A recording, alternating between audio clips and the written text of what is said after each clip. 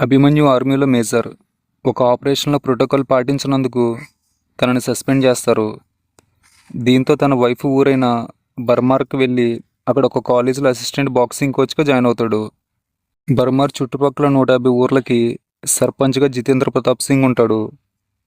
ఆ ఊర్లో వాళ్ళ ఫ్యామిలీ అంటే అందరూ భయపడతారు. లోయర్ క్యాస్ట్ వారిని చాలా నీచంగా ట్రీట్ చేస్తూ ఇబ్బంది పెడుతూ ఉంటారు. వేద కాలేజీలో చదువుకుంటూ బాక్సింగ్ నేర్చుకోవాలని అనుకుంటుంది. కానీ లోయర్ క్యాస్ట్ అమ్మాయి కనుక తనని నేర్చుకున్నప్పుడు ప్రతాప్ సింగ్ తమ్ముడు. వేదకి బాక్సింగ్ మీద ఉన్న ఇంట్రెస్ట్ చూసి అభిమన్యు తనకి నేర్పిస్తాడు. వేద అనే అదే ఊరిలో అగ్రకులానికి చెందిన అమ్మాయిని ప్రేమించి లేపుకుపోతాడు. దానివల్ల వేద ఫ్యామిలీకి చాలా ప్రాబ్లమ్స్ వస్తాయి.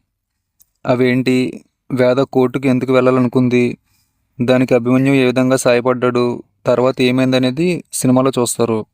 సినిమా ఎండ్ అయ్యాక ట్రూ ఇన్సిడెంట్ ఆధారంగా తీసినట్టు వేశారు. సినిమా పరంగా మాత్రం చూస్తే అంత ఇంపాక్ట్ అవ్వలేదు. చాలా చోట్ల డ్రాగ్ చేసిన ఫీలింగ్.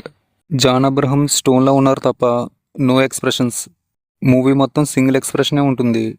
ఫైట్స్ ఉన్నాయి కానీ అస్సలు బాగలేదు. చేతిలో గన్స్ ఉండి కూడా హీరోని కాల్చరు. ఒకవేళ కాల్చిన క్లైమాక్స్ దాకా ఒక్క బుల్లెట్ కూడా దిగదు. అప్పుడు దిగిన చాలాసేపు సర్వైవ్ అయిపోతాడు. సర్వారి అభిషేక్ బెనర్జీల యాక్టింగ్ బాగుంది. తమన్నాది చాలా చిన్న రోల్. మౌనిరావు ఒక సాంగ్లో ఉంటుంది. BGM, songs average. ఫ్యామిలీతో చూడొచ్చు, ఎటువంటి అడల్ట్ సీన్స్ లేవు.